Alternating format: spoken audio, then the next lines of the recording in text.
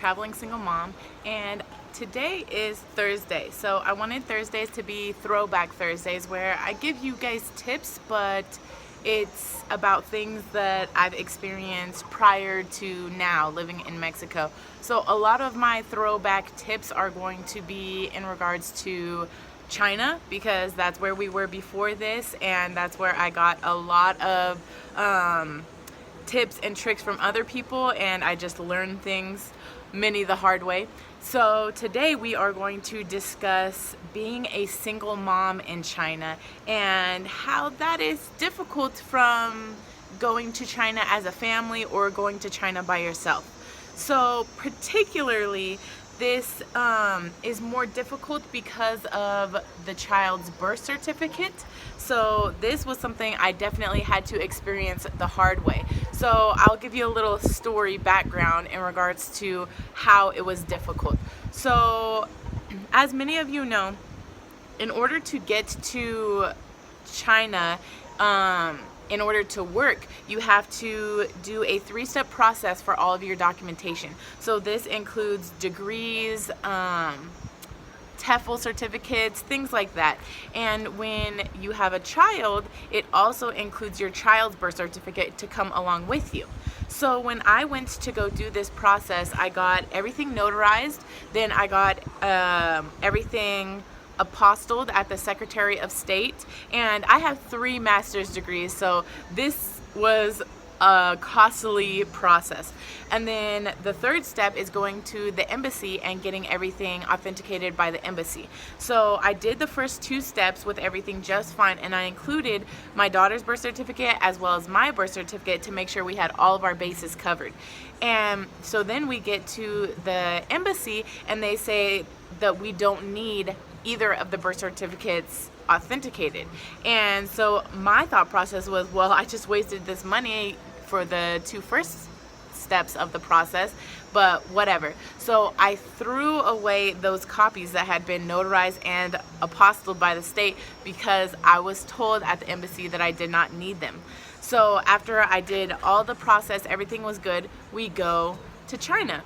And so then when we're going to get our residency, the lady at the police station tells the escort from my school that I need Safari's birth certificate authenticated. And I said, no, I went to the embassy and I tried to do specifically that, and they told me that I didn't need that. And the lady told her in Chinese, well, why do I have a stack of them right here if they don't do that? And so I didn't understand or whatever, and I was in a really bad mood that day because I had gotten in a fight with one of the teachers at the school because of something that had happened with Safari. And so I definitely took that anger and aggression out on this police lady, and I was being very sarcastic. And as most travelers know, your what's the word I'm looking for? Demeanor when you're talking to somebody in another country can drastically determine if they're going to help you or if they're not going to help you. And so my negative demeanor in this situation definitely caused this lady to not help me. But I also spoke with another single mom who is out in China, and she said that she also had to get hers authenticated afterwards because she wasn't told that either. So I think that they lean toward making you get it regardless of if you're nice to them or not. So because of that, Safari only got a 3-month visa residency permit instead of a year like I got. So that is why after those 3 months I didn't want to work at the school, so we decided to leave China anyways and attempt to get tourist visas, which is where I got denied, as you can see in one of my previous videos. But that is one of the negatives, I guess, of being a single mom in China. Another negative would be the fact that people don't understand when you say that you're a single parent or single mom in China. When they see your child, they instantly say, oh, is your husband here with you? If you say no, then they're like, oh, where is he? If you say you don't have a husband, then they're like, Oh, I understand. You are divorced. No, I've never had a husband. And the reason that they don't understand this is because legally it is not allowed for them to have a child if they are not married in China as a local Chinese person. So they have to get married, get a marriage license, and then once the woman gets pregnant, she has to go and get a pregnancy license in order to have the child. So it's not like, oh, nature's running its course. It's like, no, you need to get approved or denied for this pregnancy.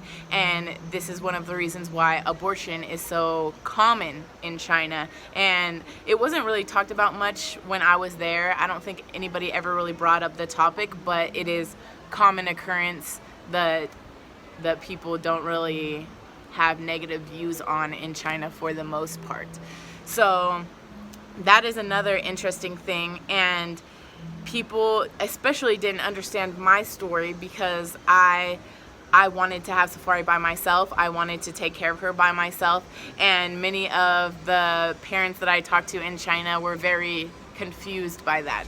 So that is the story in regards to being a single mom in China and what trials you're going to experience because of your specific situation. Of course, it's going to be different for each person, especially because it depends whether your child has one parent on the birth certificate or two parents on the birth certificate, which often can make situations harder if there's two parents and both parents are not involved in the child as much as the one parent is. So please, if you have any questions about the difficulties of being a single parent in China as a foreigner, please let me know in the comments or private message me. I would love to answer your questions about what I personally experienced. And again, this is my personal experience being in China. Of course, many people are going to have many different perceptions of the situation. They're going to have many different encounters when they go to China, but this is my personal experience. So I hope you guys enjoyed the story, and I'll see you soon. Bye.